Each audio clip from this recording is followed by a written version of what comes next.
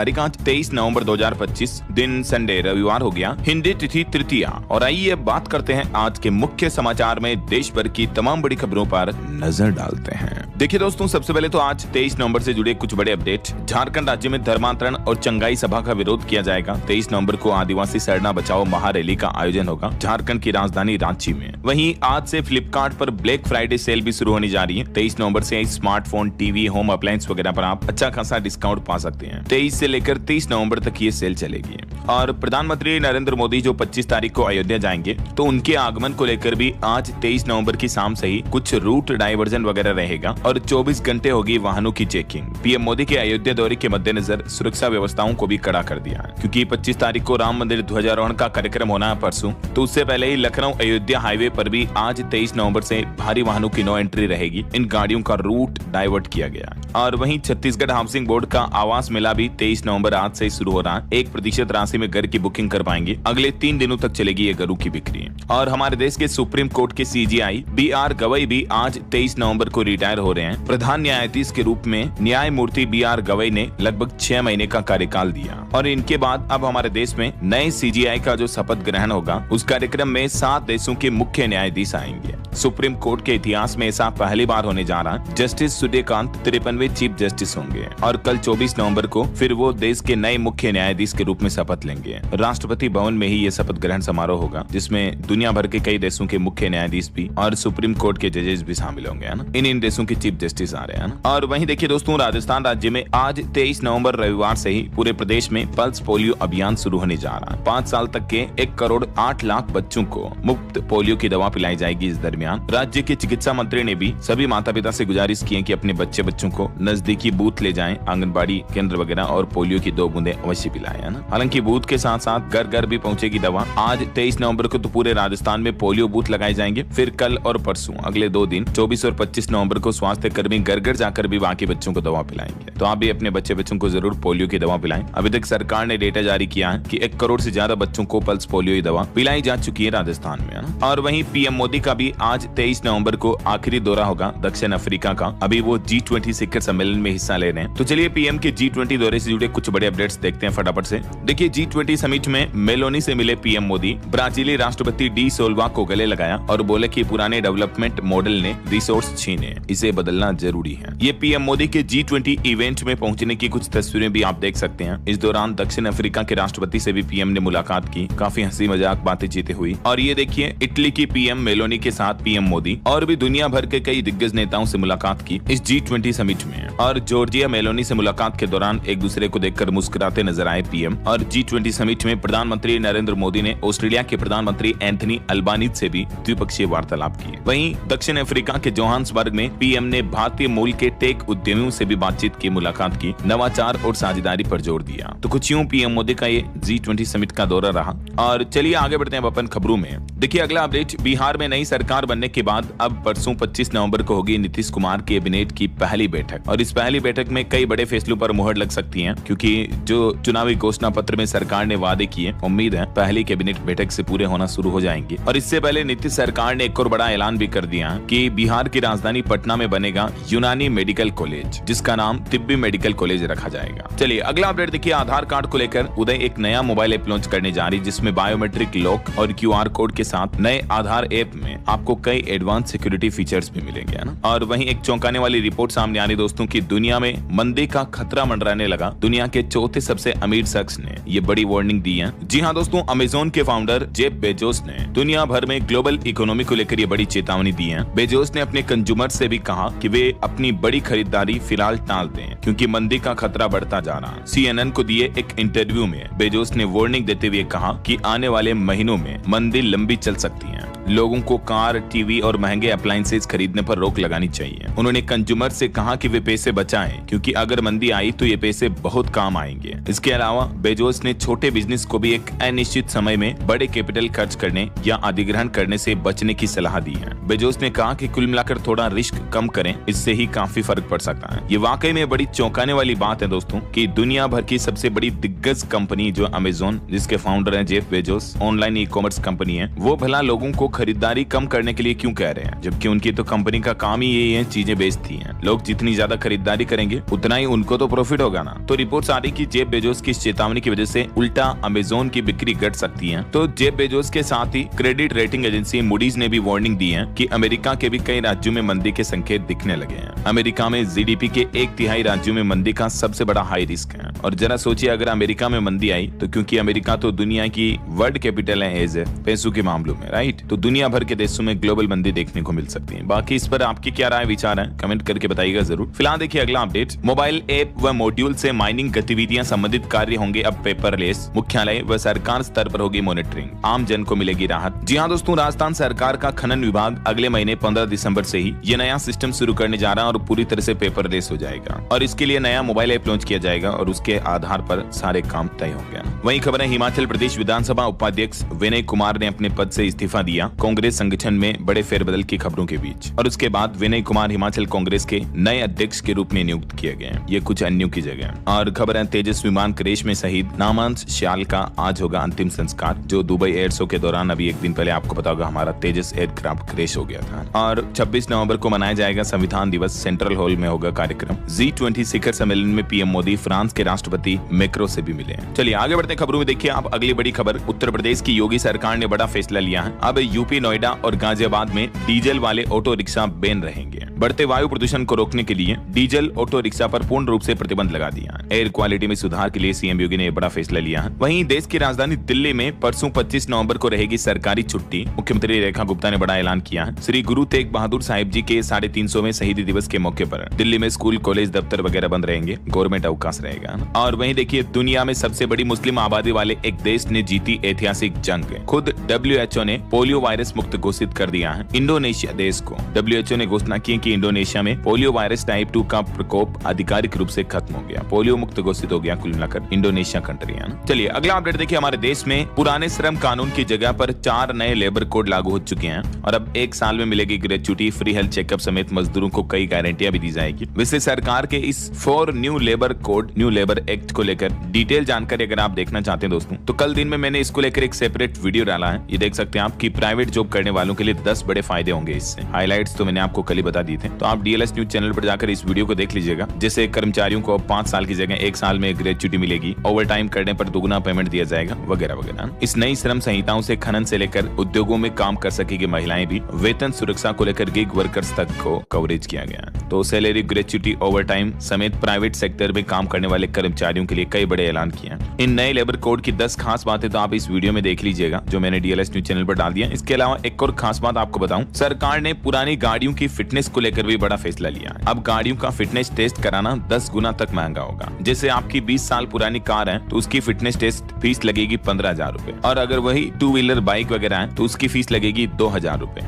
जो कि पहले 1500 और 200 रुपए के लगभग ही लगती थी। लेकिन इस फिटनेस टेस्ट फीस को 10 गुना तक महंगा कर दिया पुरानी गाड़ियों के लिए। और इसमें भी तय किया है अलग अलग समय अंतराल के अकॉर्डिंग पुरानी गाड़ियों पर और भी ज्यादा फीस देनी पड़ेगी। जैसे 15 साल पुरानी कार है, 2 व्हीलर है, 3 व्हीलर है, 4 व्हीलर है, तो आप देख सकते हैं 10 से 15 साल तक के लिए ये नई फीस होगी, 15 से 20 साल तक के लिए ये नहीं होगी, और 20 साल से ऊपर की गाड़ियों के लिए ये फिटनेस टेस्ट सर्टिफिकेट बनवाने की फीस लगेगी। जबकि पुरानी दरें क्या थी देख सकते हैं आप। तो इसके बारे में भी अगर आप डिटेल जानकारी देखना चाहते हो। सोना चांदी के भाव पर खबर आ रही है, क्योंकि आज संडे तो मैं आपको साप्ताहिक रेट बता देता हूँ। इस सप्ताह सोने चांदी में अच्छी गिरावट देखने को मिली है। देखिए सोना 1648 रुपए टूट कर 1,23,000 रुपए पर पहुंच चुका है, जबकि चांदी 8,238 रुपए कम होकर फिर से 1,51,000 1.5 लाख रुपए के आसपास आ गई है। बाकी अलग अलग कैरेट के हिसाब से गोल्ड का प्राइस क्या चल रहा है आप देख ही सकते हैं। ओके, और चलिए आगे बढ़ते हैं अपन खबरों में। देखिए संसद के शीतकालीन सत्र को लेकर खबर आ रही है कि इस बार विंटर सेशन में संसद में सरकार लाएगी 10 नए बिल। परमाणु क्षेत्र में निजी कंपनियों के प्रवेश का खुलेगा रास्ता। इसके अलावा भी इस बार के संसद के शीतकालीन सत्र में कुल 10 तरह के अलग अलग बिल पेश किए जाएंगे, जिसमें एक प्रमुख बिल ये होगा, प्राइवेट कंपनियों को भी एटॉमिक पावर प्लांट लगाने की परमिशन दी जाएगी।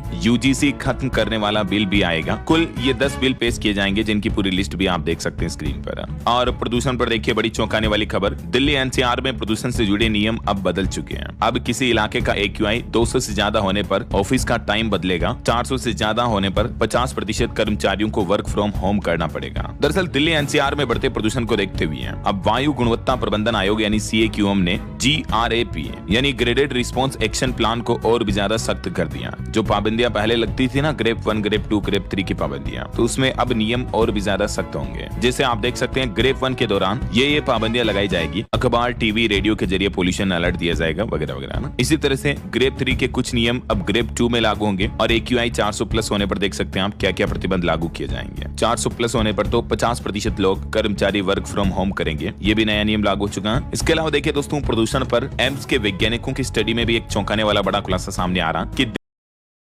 दिल्ली में PM10 को 24% तक बढ़ा देता है। निर्माण और मलबा भी है, जो कंस्ट्रक्शन का कार्य चलता है ना, उस वजह से भी पोल्यूशन में हवा में धूल मिट्टी के कणों की हानिकारक मात्रा काफी ज्यादा बढ़ जाती है। ये रिपोर्ट सामने आ रही देख सकते हैं। वहीं दिल्ली सरकार ने फिलहाल अब 2026 तक यानी इस 2025 साल के नवंबर दिसंबर के सभी स्पोर्ट्स इवेंट को भी स्थगित करने के आदेश दे दिए हैं। प्रदूषण के चलते ये फैसला लिया है। चलिए आगे बढ़ते खबरों में। देखिए आप बड़ी खबर, तिरुपति मंदिर लड्डू विवाद मामले पर खबर आ रही है कि मिलावटी घी से 20 करोड़ लड्डू बने। 5 साल में 68 लाख किलो घी का इस्तेमाल हुआ। SIT ने कंपनी के पूर्व चेयरमैन से तकरीबन 8 घंटे तक पूछताछ की है, जिसमें ये डेटा भी जारी किया चेयरमैन ने, देख सकते हैं आप। और वहीं खबर आ रही कि बर्फ से ढका बद्रीनाथ धाम, उत्तराखंड में झीलें भी जमने लगी है। राजस्थान में सर्दी से थोड़ी राहत मिली और मध्य प्रदेश के 7 जिलों में शीतलहर की चेतावनी भी है। आगे मैं आपको बताऊंगा और भी पूरे मौसम समाचार विस्तार से। फिलहाल देखिए अगला अपडेट, उत्तराखंड धर्म नगरी में गंगा किनारे इंडियन आर्मी का रैंप प्रहार भी देखने को मिला। जमीन पर टैंक और आसमान में उड़ रहे सेना के हेलीकॉप्टर रिवर क्रॉसिंग की ट्रेनिंग ले रहे हैं। देश के बॉर्डरों पर युद्ध की स्थिति के दौरान हर परिस्थिति से निपटने के लिए अभी भारतीय सेना हरिद्वार में भी युद्धाभ्यास कर रही है और करीब 1 महीने से ये युद्धाभ्यास चल रहा है। ये तस्वीरें आप देख सकते हैं इंडियन आर्मी की। अच्छा, उत्तराखंड में एक अनोखी पहल देखिए दोस्तों, शादी के दिन शराब पिलाने पर 1 लाख रुपए तक का जुर्माना लगेगा। फास्ट फूड परोसने पर भी रोक रहेगी। उत्तराखंड के जनजातीय गाँव में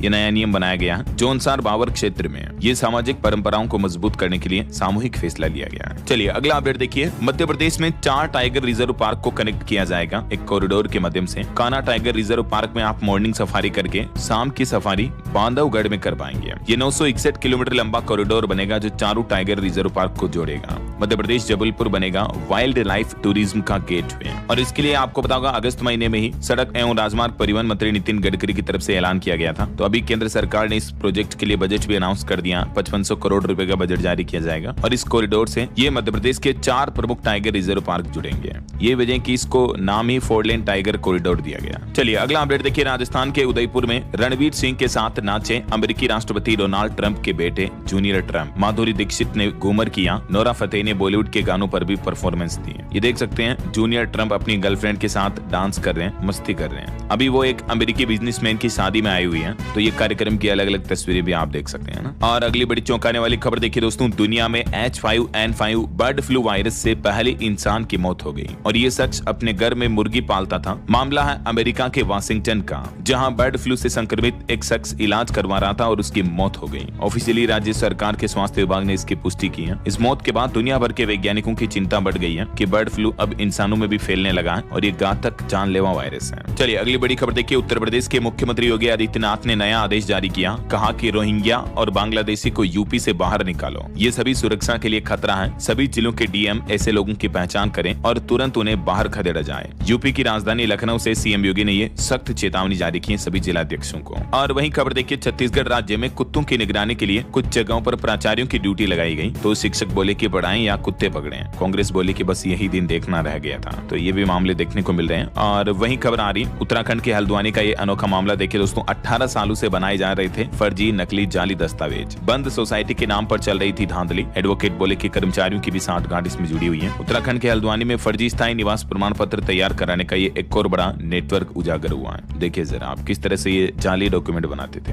और दिल्ली ब्लास्ट मामले से जुड़े कुछ बड़े अपडेट देखिए दोस्तों, कश्मीर में बनी थी दिल्ली ब्लास्ट की प्लानिंग। अल फलाह यूनिवर्सिटी तैयारी और नूह को छिपने के लिए चुना गया। मॉड्यूल ट्रेस हुआ तो उमर फिर खुद को उड़ाने के लिए इस तरह का धमाका किए दिल्ली में। वहीं इस मामले की जांच के दौरान देखिए एक और बड़ा खुलासा हुआ कि उत्तर प्रदेश कानपुर में ATS, NIA और IB को कुछ अहम सुराग मिले। दिल्ली धमाके के बाद 132 संदिग्ध लोग अपने परिवार समेत गायब हैं। जरा सोचिए आप, कितने सैकड़ों लोग इस तरह के देश के आतंकवाद भरी घटनाओं में शामिल हैं। खुफिया एजेंसियों ने 132 संदिग्धों की पहचान की है, लेकिन उनके घरों पर ताला लगा हुआ मिला। ये वाकई में हैरानी की बात है ना। वहीं इधर दिल्ली और ISI कनेक्शन वाला हथियार तस्करी नेटवर्क भी पकड़ा गया। पाकिस्तान से ड्रोन के जरिए हथियार मंगाते थे। लॉरेंस गोगी जैसे गैंगस्टरों को सप्लाई करते थे। वहीं खबर आ रही कि आतंकी डॉक्टर्स की अलग अलग हैंडलर को रिपोर्टिंग थी, हथियारों के लिए फंडिंग की और उसी पैसे के लिए झगड़े थे उमर और मुजम्मिल भी। दिल्ली धमाके पर महाराष्ट्र के मुख्यमंत्री देवेंद्र फडणवीस ने भी एक बड़ा दावा किया। उन्होंने कहा कि देश के हर कोने को दहलाने की पाकिस्तान ने रची थी साजिश। उन्होंने सीधा सीधा दिल्ली धमाके के पीछे पाकिस्तान का हाथ होने का भी दावा किया है। और वहीं देखिए दोस्तों, चौंकाने वाली खबर, छत्तीसगढ़ के नाबालिग लड़के लड़कियों को किस तरह से आईएसआईएस अपने टारगेट में ले रहा है। एटीएस ने रायपुर और भिलाई से 2 नाबालिग लड़कों को पकड़ा है जो सीधे इनके हैंडलर्स के संपर्क में थे। 10वीं 11वीं के स्टूडेंट अभी तो ये। इन नाबालिगों को हिंसा का ग्लैमर दिखाकर इनका ब्रेन वॉश किया जा रहा था। इन्होंने ऑपरेशन सिंदूर का मैप भी आईएसआईएस को भेजा, हथियार उठाने के लिए भी तैयार हो गए थे। इस तरह से छोटे बच्चों का ब्रेन वॉश करते हैं ये social media, online, mobile phone वगैरह के जरिए। तो अपने बच्चों का ध्यान रखें कि वो फोन चला रहे तो क्या कर रहे हैं क्या नहीं कर रहे, समझ रहे हो। ये वाकई में बड़ी हैरानी की बात है। इंस्टाग्राम वगैरह के जरिए फेक अकाउंट बनाकर ये बच्चों को फंसाते हैं। चलिए कुछ बड़ी दुर्घटनाओं से जुड़ी खबरें देखिए दोस्तों। महाराष्ट्र में एक बड़ा हादसा हो गया। कार ने 4-5 बाइक को कुचल दिया, जिसमें 4 लोगों की मौत हो गई, 3 लोग घायल हो गए। एक्चुअली उस कार ड्राइवर को हार्ट अटैक आ गया था, इस वजह से बड़ा हादसा हुआ। उसकी भी मौत हो गई, साथ में 4 और मारे गए। और महाराष्ट्र में एक और घटना हो गई। एमयूवी का टायर फटने से बड़ा हादसा हुआ, 3 महिलाओं की मौत हो गई। उत्तराखंड में भी एक बड़ा हादसा हो गया। सिपरा नदी में गिरी कार, 3 शिक्षकों की टीचर्स की मौत हो गई जो शादी में शामिल होने जा रहे थे सभी के सभी। हरियाणा के फरीदाबाद में देखिए एक बड़ी घटना हो गई। नर्सिंग होम की निर्माणाधीन 3 मंजिला बिल्डिंग गिर गई। कई महीनों से इसका काम चल रहा था। देखिए आप, नर्सिंग होम बनाया जा रहा था। कितना घटिया कंस्ट्रक्शन का मटेरियल सामान यूज करते होंगे ठेकेदार इसमें। देखिए अभी तो बिल्डिंग का काम भी पूरा नहीं हुआ कि निर्माणाधीन हालत में ही गिर गई।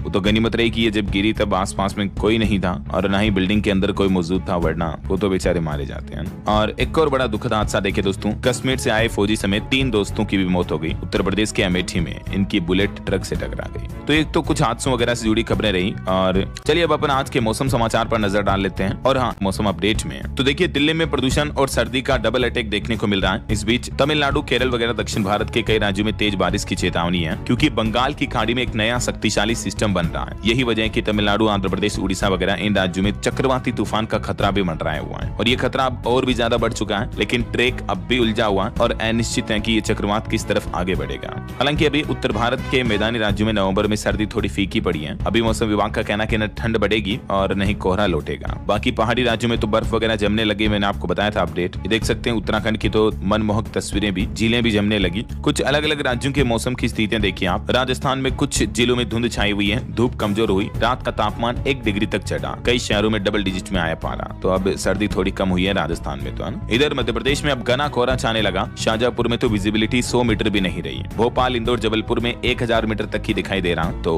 इस कोहरे के हालातों के दौरान दोस्तों आप भी गाड़ी वगैरह चलाते हो तो सड़कों पर थोड़ा आराम से धीरे चलें और लाइट्स वगैरह ऑन रखें, है ना। वहीं छत्तीसगढ़ में 3 दिन में 2-3 डिग्री तक और बढ़ेगा तापमान, तो ठंड थोड़ी कम होगी। कुछ जिलों में शीतलहर की भी चेतावनी है। इधर उत्तराखंड के मैदानी इलाकों में कोहरा छाया हुआ है। केदारनाथ धाम में तो तापमान -12 डिग्री सेंटीग्रेड से भी नीचे आ गया। पहाड़ी राज्य हिमाचल प्रदेश में भी देखिए 27 शहरों का तापमान 10 डिग्री से नीचे चल रहा है। बिना बारिश और बर्फबारी के भी राज्य में ठंड बढ़ने लगी है। अधिकतम तापमान भी लुढ़का। इधर हरियाणा के भी कई इलाकों में कोहरा छाया। हिसार में न्यूनतम तापमान 8.6 डिग्री रहा। पहाड़ों पर बर्फबारी से 3 दिन बाद ठंड भी बढ़ेगी। बाकी और भी अगले 24 घंटों के दौरान देश भर में मौसम की संभावित गतिविधियां क्या रह सकती हैं, स्काईमेड वेदर की रिपोर्ट के मुताबिक देख सकते हैं आप। दक्षिण भारत के कुछ राज्यों में बारिश वगैरह की चेतावनी है। ओके, और चलिए मौसम के बाद आगे बढ़ते हैं। कुछ मार्केट अपडेट्स पर नजर डाल लेते हैं। देखिए रिलायंस और एयरटेल कंपनी इस सप्ताह बाजार के टॉप गेनर रहे। वैल्यू 73,000 करोड़ रुपए तक बढ़ी है। वहीं बाइजू रविंद्रन को बड़ा झटका लगा। अमेरिकी अदालत ने उनको $1 बिलियन के भुगतान का आदेश दिया। बाइजू रविंद्रन पर 9,000 करोड़ का जुर्माना लगा। अमेरिका की कोर्ट ने धोखाधड़ी के केस में यह बड़ा फैसला सुनाया। 2021 में उन्होंने 11,000 करोड़ का लोन लिया था। चलिए आगे बढ़ते हैं खबरों में। कुछ इंटरनेशनल न्यूज अपडेट देखिए दोस्तों।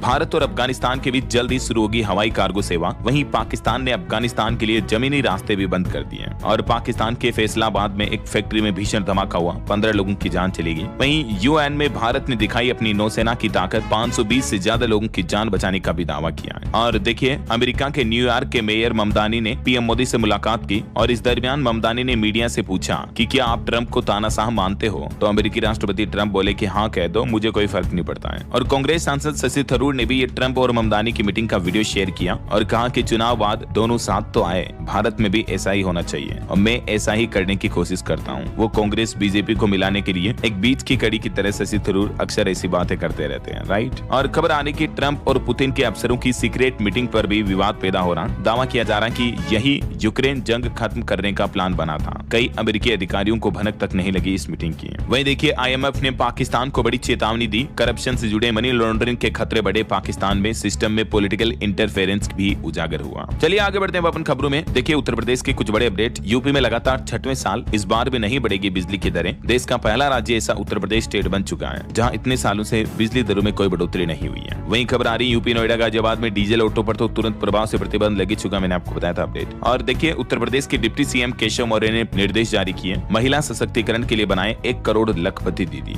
और यूपी में अवैध घुसपैठियों को रोकने के लिए अस्थायी डिटेंशन सेंटर बनाए जाएंगे। सीएम योगी ने निर्देश दिया, कहा कि सख्त कार्रवाई करें। वहीं खबर है केंद्र सरकार ने चंडीगढ़ को अनुच्छेद 240 के तहत लाने की तैयारी कर ली है। पंजाब के सियासी दलों में मचा घमासान। और देखिए चुनाव आयोग के SIR पर हल्ला बोल की तैयारी में है कांग्रेस। दिल्ली के रामलीला मैदान में अगले महीने 14 दिसंबर को बड़े आयोजन की कवायद की जा रही है। वहीं खबरें तृणमूल कांग्रेस बोली कि 6 दिसंबर को बंगाल में बाबरी मस्जिद की नींव रखेंगे, तो भाजपा ने कहा कि यह हमें नामंजूर होगा। कांग्रेस नेता की तरफ से बयान दिया गया कि हम इसको लेकर पूरी तरह से स्पष्ट हैं, ऐसा पश्चिम बंगाल की सत्ताधारी पार्टी ने यह कहा है। वहीं खबर आ रही भारतीय तट रक्षक बल का सागर कवच अभ्यास सफल हुआ। तटीय सुरक्षा नेटवर्क की क्षमता का भी परीक्षण किया गया। महाराष्ट्र और गोवा के तट पर यह अभ्यास सफलतापूर्वक आयोजित किया गया। और वहीं खबर देखिए दोस्तों, इस बार केसर का उत्पादन 90% तक गिरा। बदलते मौसम ने पैदावार को बर्बाद किया। कश्मीर में केसर उत्पादन में इतनी बड़ी गिरावट देखने को मिली है, बेमौसम बारिश और लंबे सूखे वगैरह की वजह से, है ना। वहीं पश्चिम बंगाल और झारखंड राज्यों में ईडी ने बड़ा एक्शन लिया। 44 जगहों पर छापेमारी की। कोयला सिंडिकेट से है कनेक्शन। और चुनाव आयोग ने भी BLO से मोबाइल ऐप में एडिट ऑप्शन वापस ले लिया है, तो एक बार गलत जानकारी भरने के बाद वापस डिटेल्स को आसानी से एडिट नहीं किया जा सकेगा। और देखिए सैमसंग के मेड इन इंडिया पार्ट का भी जलवा देखने को मिला। स्मार्टफोन से लेकर टीवी तक एक्सपोर्ट में इजाफा हुआ है कंपनी के, देख सकते हैं। और देश की इकोनॉमी को लगेंगे पंख। GDP सिस्टम में शामिल होगी नई माइनिंग और फाइनेंशियल सेवाएं भी। सरकार की तरफ से ये नई प्लानिंग की जा रही है। और बड़ी खबर आ रही है कि सरकार के एक फैसले से देश में बढ़ सकती है दवाओं की कीमत। MSME सेक्टर को भी लगेगा डेंट। दरअसल देश में दवाओं के कुछ जरूरी कच्चे माल पर न्यूनतम आयात मूल्य तय करने से दवाइयां महंगी हो सकती हैं। सरकार ये फैसला अभी तक लिए तो नहीं है, लेकिन इस तरह की प्लानिंग की जा रही है। देख सकते हैं आपकी रिपोर्ट्स के मुताबिक 10,000 से ज्यादा MSME यूनिट्स भी प्रभावित हो सकती हैं इस फैसले से। हालांकि इसके कुछ पॉजिटिव साइड्स भी होंगे, देख सकते हैं आप। चलिए खबर आ रही है भारतीय रिजर्व बैंक RBI की बड़ी पहल। भारत और यूरोप के बीच भी अब आसानी से डिजिटल पेमेंट हो पाएगा। दरअसल भारत का UPI अब यूरोपियन सेंट्रल बैंक के TIPS सिस्टम से जुड़ने जा रहा है, तो सीधा अब जल्दी यूरोप में आप UPI के जरिए पेमेंट कर पाएंगे। रेस्तरां, होटल, दुकानें, टैक्सी, हर जगह गूगल पे, फोन पे आसानी से चल पाएगा ना। और बैंकिंग न्यूज से एक और खबर देखिए, IDFC फर्स्ट बैंक और FPSB इंडिया की बड़ी साझेदारी हुई है। देश में फाइनेंशियल प्लानिंग को मिलेगी नई दिशा। वहीं खबर है कनाडा जाने वाले पैसेंजर्स के लिए सफर हुआ आसान। एयर इंडिया, एयर कनाडा ने किया कोड शेयर समझौता। और देखिए भारत इजराइल रिश्तों को नई रफ्तार मिली। कृषि, टेक्नोलॉजी और व्यापार में बढ़ेगा सहयोग। दोनों देशों के बीच FTA ट्रेड साइन हुआ। और भारतीय रेलवे ने एक नया रिकॉर्ड बनाया है। 2025-26 में रेलवे ने माल ढुलाई में 1 बिलियन टन का आंकड़ा पार किया। और खबर है कर्नाटक राज्य के किसानों का संकट छाया। मक्का और मूंग की कीमतें MSP से भी नीचे गिरी। मुख्यमंत्री ने केंद्र सरकार से इस मामले में दखल देने की मांग की है। ऑटो इंडस्ट्री से खबर देखिए दोस्तों, रॉयल इनफील्ड हिमालयन 450 का माना ब्लैक एडिशन लॉन्च हुआ। इसकी कीमत 3.25 लाख के लगभग है। और मोटो वर्ष 2025 भी रोल आउट हुई। Royal Enfield Flying Flea S6 भी रिवील हुई, देख सकते हैं आप। ये कुछ ये स्क्रैम्बर स्टाइल वाली भारत में पहली इलेक्ट्रिक बाइक होगी जो फुल चार्ज पर 150 किलोमीटर तक की रेंज देगी, है ना। चलिए टेक न्यूज से जुड़े कुछ बड़े अपडेट देखिए दोस्तों। व्हाट्सएप का अबाउट फीचर भी अपडेट हुआ है। यूजर्स अब 24 घंटे के लिए पोस्ट कर सकते हैं। छोटे टेक्स्ट भी है, मतलब अबाउट सेक्शन में अब आप जैसे स्टेटस लगाते हैं ना, वैसे 24 आवर्स वाले अबाउट सेक्शन लगा पाएंगे ऐसा। और इधर X यानी ट्विटर ने भी पेश किया अबाउट दिस अकाउंट फीचर, जिससे बोट्स और फेक अकाउंट, फेक प्रोफाइल से निपटने में मदद मिलेगी। वहीं देखिए चैट GPT का ग्रुप चैट फीचर अब सभी यूजर्स के लिए रोल आउट हो चुका है। बोट की मदद लेते हुए एक साथ मल्टीपल यूजर्स बातचीत कर पाएंगे। OpenAI ने यह नया फीचर लॉन्च किया है। और बड़ी चौंकाने वाली खबर देखिए दोस्तों, गूगल क्रोम यूजर्स के लिए सरकारी एजेंसी ने जारी की गंभीर चेतावनी। अटैक से बचने के लिए तुरंत अपने ब्राउजर को अपडेट कर लें। दरअसल CERT-EIN का कहना है कि हाल ही में गूगल क्रोम के मौजूदा वर्जन में कुछ खामियां मिली हैं और कुछ बग्स वगैरह देखने को मिले हैं, तो जल्द से जल्द आप अपने क्रोम को लेटेस्ट मॉडल में, लेटेस्ट वर्जन में अपडेट कर लें। ओके, चलिए बड़ी खबर देखिए, पंजाब हरियाणा हाईकोर्ट ने बड़ा फैसला सुनाया। कहा कि सीनियर को कभी भी जूनियर से कम वेतन नहीं दिया जा सकता है। कर्मचारियों की तनख्वाह के मामले पर यह फैसला है। और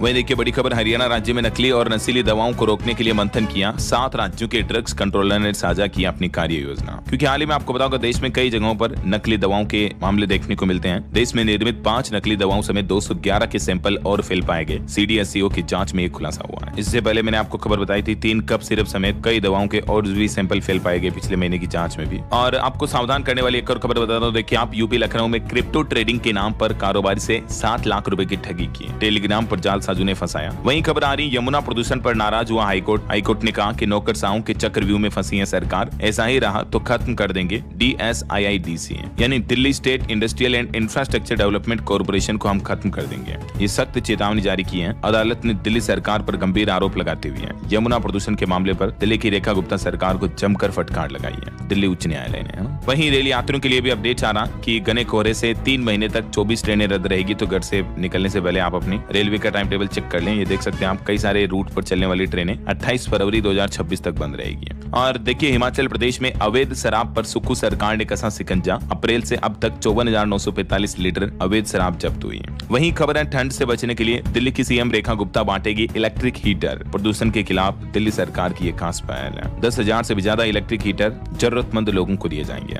वहीं खबर आ रही कि प्राकृतिक आपदा के बाद जम्मू कश्मीर को भी केंद्र सरकार से बड़ी राहत मिली। मनरेगा का बढ़ाया कार्य दिवस, 50 दिन अतिरिक्त रोजगार भी दिए जाएंगे। और देखिए आयुष्मान योजना में अब नहीं हो सकेगा फर्जी बिलों का भुगतान। अब ICU में इलाज की पेमेंट से पहले भुगतान की पुष्टि मरीज या उसके परिजनों को कॉल करके की जाएगी। आयुष्मान भारत योजना में फर्जीवाड़े पर रोक लगाने के लिए सरकार की तरफ से यह नई पहल की गई है। यूपी से भी एक रिपोर्ट सामने आ रही कि योगी सरकार की स्वास्थ्य योजनाओं से 4.25 करोड़ लोगों को मिला आयुष्मान कवर। बरेली मंडल प्रदेश में नंबर 1 बना। और वहीं देखिए उत्तर प्रदेश में बिजली उपभोक्ताओं को एक बड़ा झटका ये लगा है। 27,000 घरों में अगले महीने से कट जाएगा बिजली कनेक्शन। जिनका बकाया बिजली बिल अभी तक भी जमा नहीं हो पाया है तो उनको यूपी विद्युत वितरण विभाग की तरफ से चेतावनी दी गई है। और उत्तर प्रदेश के लिए एक अच्छी खबर ये आ रही दोस्तों, कानपुर के मेडिकल कॉलेज के ट्रॉमा सेंटर में बनेंगे 2 हेलीपैड। मरीजों को एयरलिफ्ट की सुविधा भी मिलेगी ना। चलिए आगे बढ़ते खबरों में कुछ और स्टेट न्यूज अपडेट देख लेते हैं फटाफट से। राजस्थान में कांग्रेस ने 45 जिला अध्यक्ष घोषित किए। और राजस्थान की शिक्षा मंत्री की बड़ी घोषणा, स्कूलों में एक दिन यूनिफॉर्म नहीं पहनने की छूट मिलेगी। बच्चों को सप्ताह में एक दिन सिंपल ड्रेस में आ पाएंगे। वहीं देखिए मध्य प्रदेश में जजों के साथ हो रही घटनाओं को लेकर हाईकोर्ट नाराज हुआ। पूछा कि सरकार सुरक्षा को लेकर क्या कर रही है। अब 4 दिसंबर को इस मामले पर सुनवाई होगी। MP भोपाल में संविदा कर्मियों ने भी धरना प्रदर्शन दिया। नियमितीकरण समेत 9 मांगों को लेकर प्रदेश भर में जुटे ये संविदा कर्मी हैं। और वहीं देखिए मध्य प्रदेश में AI का इस्तेमाल कर 25 लाख के मोबाइल फोन और लैपटॉप चुराए। इंदौर में तमिलनाडु का हाईटेक गिरोह पकड़ा गया। ये गूगल मैप से एंट्री एग्जिट देखते हैं और जेमिनी से भाषा समझते थे। देखिए जरा चोर भी कितने एडवांस हो गए। वहीं तेलंगाना राज्य में हिडमा के साथी समेत 37 नक्सलियों ने सरेंडर कर दिया। इन पर लगभग 1.5 करोड़ रुपए तक का इनाम था। ज्यादातर इनके नक्सली जो है छत्तीसगढ़ के बस्तर इलाके के थे। आजाद ने भी छोड़ी हिंसा, तो नक्सलवाद पर ये एक और अच्छी उपलब्धि है। और वहीं देखिए झारखंड और पश्चिम बंगाल में 42 ठिकानों पर जो ईडी ने छापेमारी की उसमें 10 करोड़ रुपए के कैश जेवरात जब्त हुए। 1000 करोड़ रुपए की कोयला चोरी का ये मामला है। देखिए जरा चलिए कुछ एजुकेशनल खबरें देख लेते हैं। CISCE ने छात्र हित में स्कूलों में बड़ा बदलाव किया। अब पासिंग सर्टिफिकेट में लिखे जाएंगे बोर्ड परीक्षा के अंक भी। और वहीं मध्य प्रदेश में सिविल जज रिजल्ट दोबारा जारी करें, हाईकोर्ट की तरफ से आदेश जारी किया गया 2022 के इस भर्ती मामले पर। वहीं पंजाब नेशनल बैंक में 750 पदों पर भर्ती के लिए आवेदन की आखिरी तारीख करीब आई। आज लास्ट डेट है 23 नवंबर, तब तक आप अप्लाई कर सकते हैं, इसलिए आपको रिमाइंड करवा रहा हूँ। और हिमाचल में देखिए अब राज्य चयन आयोग के माध्यम से होंगी ग्रुप C की भर्तियां। इस भर्ती प्रक्रिया को लेकर सरकार ने यह अहम बदलाव किया। और अंत में आपको एक अपडेट बता दूं दोस्तों, 25 नवंबर को विवाह पंचमी रहेगी। मार्च से शुक्ल पंचमी पर हुआ था श्री राम और माता सीता का विवाह। इसी तिथि पर तुलसीदास जी ने भी पूरा किया था श्री रामचरितमानस ग्रंथ। तो ये दिन काफी महत्वपूर्ण और बड़ा दिन माना जाता है। और हमारे यहाँ इसी दिन राम मंदिर निर्माण का कार्य भी पूर्ण होने जा रहा है ध्वजारोहण के साथ ही, है ना। और चलिए अंत में आज के राशिफल पर नजर डाल लेते हैं। तो देखिए धनु और कुंभ राशि वालों के रुके काम पूरे होंगे। मकर राशि वालों के इनकम का नया सोर्स भी बन सकता है। और भी कुछ अलग अलग राशियों का राशिफल आप देख सकते हैं स्क्रीन। और इसी के साथ ही अगर आपको वीडियो अच्छा लगा तो इसे लाइक करना, शेयर भी करना, न्यूज चैनल को सब्सक्राइब करके बेल आइकन जरूर दबा देना। रोजाना ऐसी इन्फॉर्मेटिव जानकारियां, महत्वपूर्ण समाचार देखते रहने के लिए। ओके, ख्याल रखिएगा अपने आप का, अपने परिवार का। मिलेंगे अगले नेक्स्ट अपडेट में, तब तक के लिए जय हिंद, जय भारत। और इसी के साथ ही अगर आपको वीडियो अच्छा लगा तो इसे लाइक करना, शेयर भी करना, न्यूज चैनल को सब्सक्राइब करके बेल आइकन जरूर दबा देना। रोजाना ऐसी इन्फॉर्मेटिव जानकारियां, महत्वपूर्ण समाचार देखते रहने के लिए। ओके, ख्याल रखिएगा अपने आप का, अपने परिवार का। मिलेंगे अगले नेक्स्ट अपडेट में, तब तक के लिए जय हिंद, जय भारत।